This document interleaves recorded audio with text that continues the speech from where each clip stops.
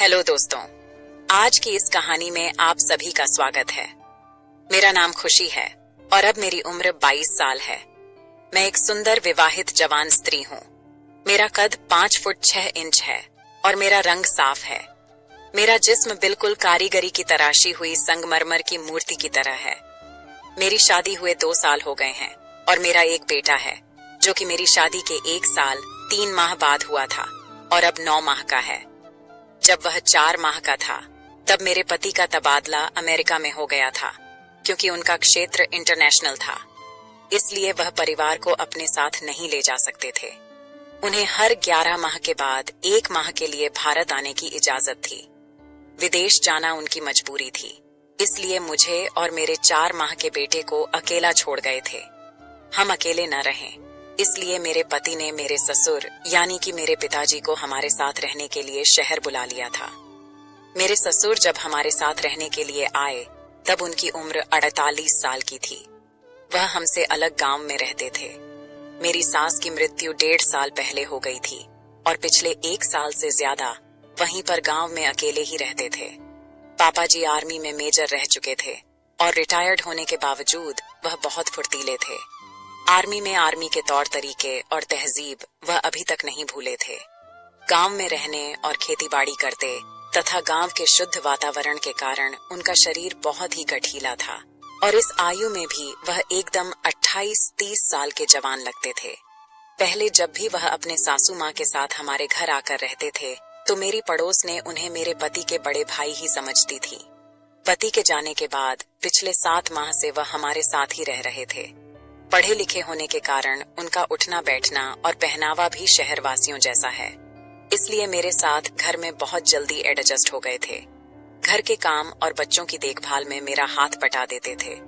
मुझे और मेरे पति को करना बहुत पसंद है और शादी के बाद कई दिन तक हम ऐसा नहीं था कि हम अब मेरे पति को अमेरिका गए हुए लगभग 7 माह हो चुके थे और इन 7 माह में पहले 2 माह तक मुझे एक बार भी क्रिकेट खेलने को नहीं मिला। इसलिए मैं इतनी बेचैन रहती थी और सारा दिन तड़पती रहती थी, पर कोई भरोसे का नजर नहीं आता था। लेकिन 5 महीने मुझे अचानक ही एक ऐसा अवसर मिला जिससे मुझे मेरी जिंदगी में बहुत बड़ी खुशी मिली और वह भी मेरी अभी तक जारी है। ये उस दिन की बात है जब मैं घर की सफाई का काम करती हुई पापा जी के कमरे में गई तो मैंने पाया कि वे कमरे में नहीं थे। मुझे समझ में नहीं आया कि वे कहाँ गए होंगे, इसलिए मैं इधर उधर देखने लगी और तभी मुझे उनके बाथरूम की लाइट जलती हुई नजर आई। मैं जिज्ञासावश उठी और जल देखने चली गई। वहां मैंने देखा कि बाथरूम का दरवाजा थोड़ा सा खुला हुआ है और अंदर से कुछ अजीब सी आवाजें आ रही हैं। मैं सुनकर घबरा गई और सोचा कि शायद पापा जी की तबीयत ठीक नहीं है या वह किसी तकलीफ में है। मैं घबराहट से जल्दी से बाथरूम का दरवाजा खोलकर अंदर झांकने लगी। अंदर का नजारा देखकर मेरे होश उड़ गए। पापा जी अपने महाराज की बड़ी तसल्ली से मालिश कर रहे थे। इससे पहले मैं अपने आप को संभाल थी। तभी मैंने देखा कि पापा जी जोर जोर से सिसकियां ले रहे थे। यह सब देखकर मेरी नजर में जोर से एक लंबी सांस निकाली, जिससे सुनकर पापा जी ने पलटकर देखा और मुझे देखते ही गुस्से से बोले, तू यहाँ पर क्या कर रही है? उनके गुस्से से भरी आवाज सुनकर मैं डर गई और बिना आवाज दिए वहां से भाग गई। इस घटना के 2 घंटे बाद मैं तो उनके सामने भी नहीं गई, लेकिन दोपहर का खाना बनाने के समय बेटा तंग कर रहा था तो मुझे मजबूर होकर उसे उनके दोनों के लिए जाना पड़ा। तब बिल्कुल भी पापा सामान्य तरीके से पेश आए। इससे मेरी जान में जान आई और मैं भी उनके सामने आने जाने लगी तथा सामान्य तरीके से व्यवहार करने लगी। लेकिन उस घटना के बाद अगले दिन भी मैं उस नजारे के बारे में सोचती रही। अगले दिन रात को सोने के समय मेरा बेटा बहुत रोने लगा। जब वह चुप नहीं हुआ तो मैं उसे पापा जी के कमरे में ले गई और उन्हें देकर उनसे चुप करवाने का आग्रह किया। पापा जी ने गोद में लिया और मुझे तेल लाने को कहा। मैंने उन्हें तेल लाकर दिया तो उन्हें मेरे बेटे के पेट पर तेल मलना शुरू कर दिया। कुछ ही देर में बेटा चुप होकर उनकी गोदी में सो गया। पोते को दादा के पास छोड़कर मैं अपने कपड़े बदलने चली गई। तभी मेरे दिमाग में योजना आई कि अगर मैं पापा जी को अपनी झलक दिखलाऊं तो शायद कुछ बात बन जाए। अपने सारे कपड़े चेंज करके अपने गुलाबी रंग का पारदर्शी सा नाइट सूट गाउन पहना। फिर बेटे को पापा जी के कमरे में लेने के लिए गई। पापा जी ने मुझे उन कपड़ों में देखा और एक टक देख ही रहे थे। उनकी आंखों की चमक बता रही थी कि वह मेरे बिछाए हुए जाल में फंस जाएंगे। मुझे सिर्फ कुछ इंतजार करना पड़ेगा। जब मैंने पापा जी से बेटे को लेने के लिए हाथ बढ़ाया तो वह उन्हें देखते ही एकदम स्थिर हो गए। मैंने कहा, पापा जी, यह सो गया है, लाइए मैं इसको बिस्तर पर सुला दूं। तब हड़बड़ाकर उन्होंने कहा, यह अभी अभी सोया है, कच्ची नींद में है, इसलिए इसे अभी यहीं रहने दूं। मैं हाँ करती हुई अपने कमरे में चली गई। मुझे नींद नहीं आ रही थी, इसलिए मैं बहुत देर तक ऐसे ही करवटें बदलती रही। तभी मुझे याद आया कि मैंने बेटे को दूध पिलाया ही नहीं। मैं उठी और पापा जी के कमरे में गई तो पाया कि वह भी सो गए हैं।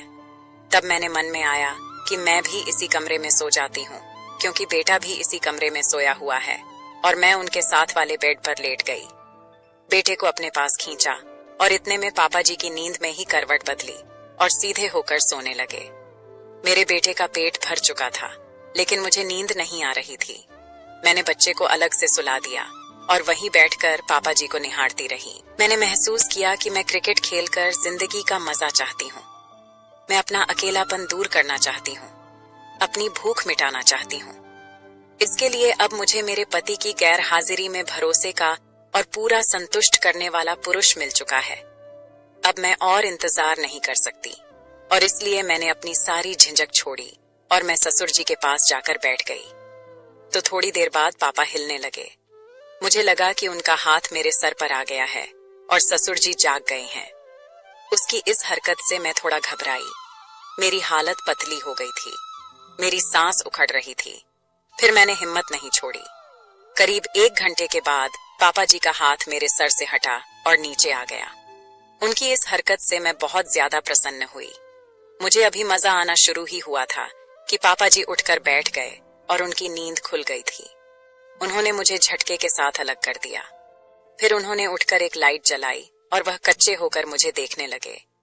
मैंने जवाब दिया, पापा जी, मैं तो वही कर रही थी जो आप चाहते थे। पापा बोले, मैंने ऐसा करने को कब कहा है? तुम्हें ऐसा नहीं करना चाहिए था और माफ कर देना चाहिए था। पापा जी फिर बोले, मैंने आज तक आपको कोई भी आदेश का इशारा कभी नहीं टाला, तो मुझे कैसे मना मानती? मैंने उत्तर दिया, अरे मैं तो नींद में और सपने में था, जिससे यह सब तुम्हारी सांस कर रही थी, इसलिए मैंने ऐसा इशारा किया होगा। मैंने कहा, पापा जी, तो क्या हो गया? अगर मैंने इशारे को आपका देह समझकर आपकी सेवा भी कर दी, तो आपका सपना और मेरा कर्तव्य पूरा हो गए हैं। अरे तू बात क्यों नहीं समझ रही है? मैं नादान बनती हुई बोली। इससे पहले कि वह कुछ कहे और बात ज्यादा बिगड़े, मैं उठकर खड़ी हो गई।